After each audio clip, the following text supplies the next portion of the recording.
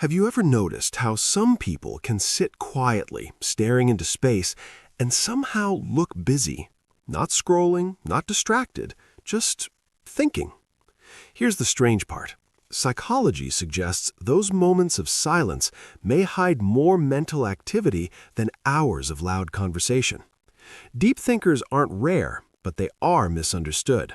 And what's going on inside their minds might explain why they feel different, see the world differently, and sometimes struggle in ways no one notices.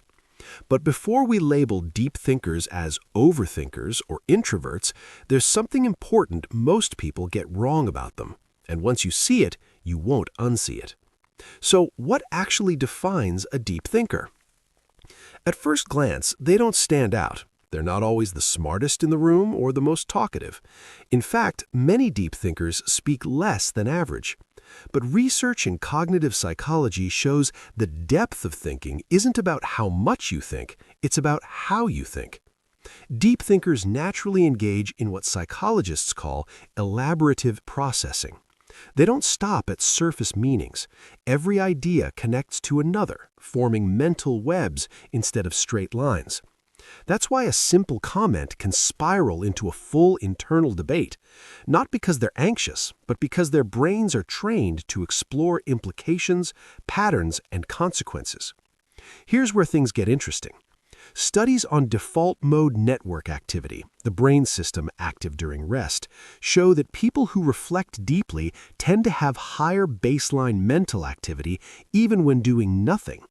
In other words, silence isn't empty for them, it's crowded. Memories, ideas, questions, and hypothetical futures all coexist at once. And this creates a quiet tension. Because while the world rewards quick reactions and fast opinions, deep thinkers move slowly but deliberately. They often delay speaking not out of insecurity, but because they're running mental simulations. They're checking emotional accuracy. They're testing logic. By the time they speak, the thought is refined, but the moment has often passed. If this is already resonating, pause for a second and hit like if you've ever been told you're too quiet or think too much. And if you enjoy psychology that actually explains human behavior, subscribe now. We're just getting to the uncomfortable part. Here's the part no one talks about. Deep thinking comes with a cost, because the same mental depth that fuels insight also increases vulnerability to rumination. Research consistently shows that people who engage in high levels of self-reflection are more prone to emotional intensity, not necessarily depression, but depth of feeling. They don't just feel happy or sad, they analyze why. They replay moments, they search for meaning. This is why deep thinkers often feel misunderstood in relationships.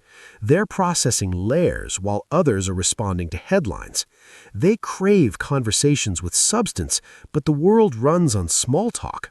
Over time, this mismatch can lead to social fatigue, not loneliness, but a sense of mental isolation. Yet here's the twist most people never expect. Deep thinkers aren't always introspective because of trauma, insecurity, or pain. Many are wired this way. Personality research, especially around the trait of openness to experience, shows that people high in this trait naturally seek complexity, abstract ideas, and deeper explanations.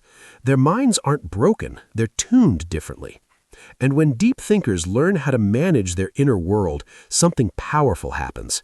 They become exceptional problem solvers, strategic planners, creators, philosophers. They see connections others miss. They anticipate outcomes others ignore.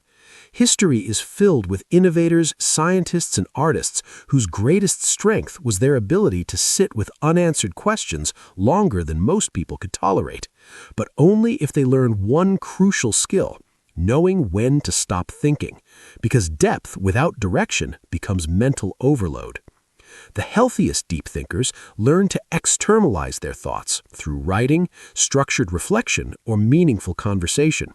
They don't silence their minds, they guide them. And that's the difference between a mind that explores and a mind that traps itself. So, if you've ever felt like your thoughts run deeper than the world around you, this isn't a flaw, It's a cognitive style, one that requires balance, boundaries, and self-understanding. Before you go, comment below. Do you see yourself as a deep thinker, or do you know someone who is? And if this video helped you understand yourself a little better, subscribe for more psychology that actually connects.